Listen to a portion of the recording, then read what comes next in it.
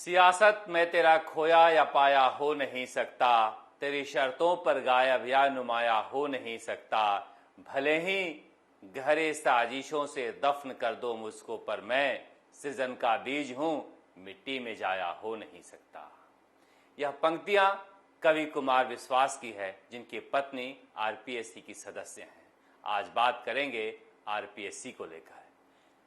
जिस तरह से राजस्थान में बेरोजगारों के साथ खेल चल रहा है, सुना था चोर और पुलिस के बीच यह खेल होता है, तू डाल डाल में पात पात। यहां तो छात्रों के साथ, बेरोजगारों के साथ, गरीबों के साथ सरकार और प्रशासन तू डाल डाल में पात पात का खेल खेल रहे हैं।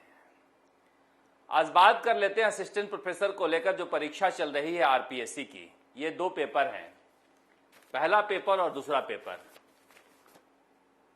इन दो पेपरों को लेकर ये पॉलिटिकल साइंस की परीक्षा हुई थी। आपको जानकर आश्चर्य होगा कि इन दो पेपरों में 300 प्रश्न हैं, उसमें से 202 प्रश्न केवल एक गाइड से आए हैं। राजनीतिक विज्ञान, ये गाइड है राजनीतिक विज्ञान प्राध्यापक परीक्षा। 148 सवाल तो ऐसे हैं जो अक्षरशः हैं। एक एक पेज से आप देखिए, एक एक पेज से 3-3, 4-4, 5-5 सवाल हैं।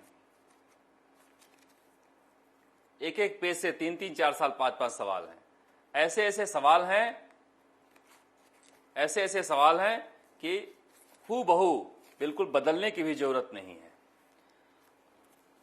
अब ये गाइड है और गाइड से अगर पूरी परीक्षा ले ली जाए तो यह सरकारी चोरी नहीं तो क्या है। गाइड के लिखने वाले हैं प्रोफेसर आरएस आढ़ा और उनके शिष्य हैं डॉक्टर विकास सिंह और मनीषा चारण। अंदर इनका डिटेल लिखा हुआ है। डॉक्टर आरएस आढ़ा हैं प्रोफेसर राजनीतिक विज्ञान विभाग, जयनारायण व्यास विश्वविद्यालय जोधपुर, जहां से मुख्यमंत्री अशोक गहलोत जी आते हैं। और उनके दोनों शिष्य हैं। ये शिष्य कौन से हैं? जो कोचिंग चलाते हैं, विकास सिंह और उनकी पत्नी मनीषा चारण। ये कोचिंग चलाते हैं और मजे की बात है कि दोनों ने ही ये परीक्षा भी दी है। इस परीक्षा में असिस्टेंट प्रोफेसर बनने के लिए इन्होंने परीक्षा भी दी है, ऐसा कहा जा रहा है।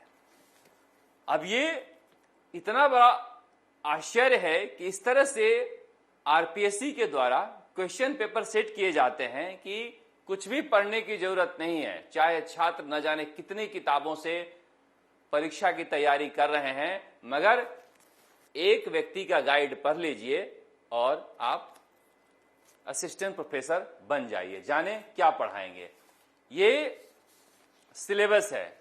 सिलेबस का कहते हैं कि 30% हिस्सा भी इस गाइड में नहीं है, यानी 70% जो है वो बाहर है। इसके बावजूद 300 में से 202 प्रश्न इसी गाइड से आ गए। ये राजस्थान हाई कोर्ट का ऑर्डर है 2012 का। 2012 के ऑर्डर में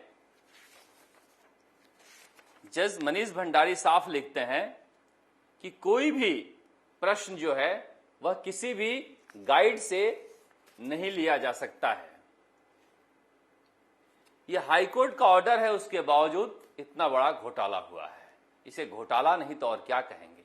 16,000 छात्रों ने फॉर्म भरा था, 5,300 ने परीक्षा दी है।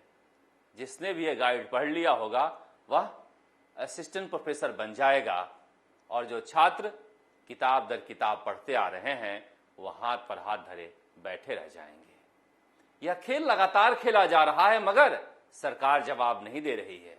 बत्ती लाल मीणा मध्य प्रदेश में है, उत्तर प्रदेश में है, कहां पर है 2 मिनट में पता चल जाएगा अगर उसकी कॉल डिटेल निकाल लें कि वह 25 सितंबर को की शाम कहां पर था।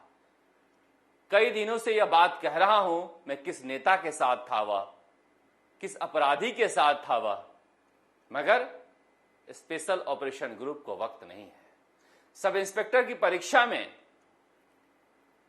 परीक्षा की जगह से पेपर पूरे राजस्थान में वायरल हो गया, मगर सरकार की तरफ से कोई जवाब नहीं आ रहा है। आरपीएससी कह रही है मैं क्या कर सकता हूं, किसी सेंटर से कोई प्रश्न पत्र लीक हो जाए तो मेरी क्या जिम्मेदारी है। सच है, मगर सरकार की जिम्मेदारी तो है। सच है, मगर जो छात्र परीक्षा दे रहे हैं उनको लेकर किसकी जवाबदेही बनती है। ट्रक पलटने को लेकर जो कहानी सामने आई है, ड्राइवर की पत्नी और बच्चे मारे मारे फिर रहे हैं। सरकार उनकी सुध क्यों नहीं ले रही है। वो बहुत कुछ बताना चाहते हैं, पुलिस उनसे पूछ नहीं रही है। बड़ा खेल है, खेल दर खेल चल रहा है। पहले जेईएन की परीक्षा में पेपर लीक हो गया, एसआई की परीक्षा में पेपर लीक हो गया, रीट की परीक्षा में भारी घोटाला हो गया। एसओजी जांच कर रही है, न बत्तीलाल मीणा मिल रहा है और न साजिशकर्ता मिल रहे हैं। और अब असिस्टेंट प्रोफेसर की परीक्षा में भी एक अलग तरीके से पेपर लीक हो गया। कहां जा रहा है राजस्थान, किनको लेकर हम आगे बढ़ रहे हैं। जो वादे सरकार कर रही है उन वादों की तरफ जरा देख भी ले। नामांकन के समय शिक्षा मंत्री गोविंद सिंह डोटासरा चिल्ला रहे थे कि हमने रीट का उत्सव मनाया तो बीजेपी के पेट में दर्द हो रहा है। बीजेपी के पेट में तो दर्द हो ही नहीं रहा है, दर्द तो बेरोजगार छात्रों के पेट में हो रहा है कि हुजूर सरकार कुछ तो बोलिए, कुछ तो कहिए। कह रहे सबूत लाओ। इतने सारे सबूत रखने के बावजूद अगर सरकार कह रही है सबूत लाओ, तो यही कहा जा सकता है कि सोए हुए को जगाया जा सकता है। जो जगा हुआ है उसे कैसे जगाएं। सरकार की मंशा पर इसलिए संदेह हो रहा है क्योंकि सरकार जांच नहीं करना चाहती है, सरकार सच सामने नहीं रखना चाहती है। अब ये आरपीएससी का मामला सामने आ गया, छात्र कोर्ट जाएंगे, कोर्ट से ही कुछ हो सकता है। रीट की परीक्षा में भी कोर्ट से ही कुछ हो सकता है। सरकार पर भरोसा तो बिल्कुल ही नहीं रहा। सरकार तो बस चुनाव जीतने में लगी रहती है। सरकार का एक ही फोकस है, सचिन पायलट। मैं इसलिए कह रहा हूं कि ये देखिए, ये करौली का प्रकरण है। ये राजन लाल मीणा, माध्यमिक शिक्षा राजस्थान बीकानेर कार्यालय निदेशक का है। ये है रामजी लाल मीणा जी। किसान आंदोलन में किसानों को संबोधित करने चले गए थे। वहां पर जो विधायक हैं स्थानीय टोडा भीम के, उन्हें नहीं बुलाया गया था, जिसे लेकर नाराज हो गए और एपीओ कर दिए। उसके बाद देखिए उन्होंने बस सचिन पायलट के पक्ष में एक पोस्ट कर दिया था। उस पोस्ट को लेकर इस तरह से उन्हें सस्पेंड कर दिया गया है, तत्काल प्रभाव से निलंबित किया जाता है। तत्काल प्रभाव से निलंबित क्यों किया गया? क्योंकि उन्होंने लिखा था कि माता पिता को मान लेते डियर, नेता किसी के सगे नहीं होते। पहले पायलट साहब और अब गहलोत साहब के साथ हैं। इससे पहले वो किसान आंदोलन में भाग लिए थे। वही किसान आंदोलन जिसके लिए प्रियंका गांधी, राहुल गांधी को इतना दर्द हो रहा है, उसी किसान आंदोलन में भाग लेने के लिए एक शिक्षक को एपीओ कर दिया गया और उसके बाद सचिन पायलट के पक्ष में वह बोल दिया तो सस्पेंड ही हो गया। सचिन पायलट से अशोक गहलोत इतना क्यों डरते हैं? अब कहा जाता है कि कांग्रेस आलाकमान ने, राहुल गांधी ने अजय माकन को जयपुर भेजा था कि साथ में सचिन पायलट को लेकर जाना है, क्योंकि राजस्थान में लगातार इस तरह की साजिश हो रही है कि सचिन पायलट को हाशिए पर रखा जाए, जनता में इस तरह के माहौल पैदा कर दिया जाए कि नाम गुम हो जाए। मगर कांग्रेस आलाकमान के पास सचिन पायलट को लेकर एक प्लान है। उस प्लान के तहत अजय माकन को भेजा गया और हेलीकॉप्टर में साथ बैठे सचिन पायलट। मुख्यमंत्री अशोक गहलोत की तिरछी नजर आपने देखी थी। बताते हैं कि हेलीकॉप्टर में माहौल बहुत अच्छा नहीं था, अच्छा है भी नहीं। दोनों के रिश्ते ऐसे हैं कि मुख्यमंत्री अशोक गहलोत जनता को दिखाने के लिए अपना एक संवेदनशील चेहरा जो हमेशा रखना चाहते हैं, उसे रखने के लिए उन्होंने कह दिया था कि सचिन पायलट आ जाएं, हम गले लगा लेंगे। मगर जो हालात है सबके सामने है। वहां से तो चले गए, मगर कहा जाता है कि जैसे ही वो हेलीकॉप्टर से उतरे, गाड़ी की व्यवस्था ऐसे की गई थी और इस तरह से प्रबंध किया गया था कि उसमें सचिन पायलट के लिए जगह नहीं हो। मगर पायलट जानते हैं कि गाड़ी कैसे चलानी है।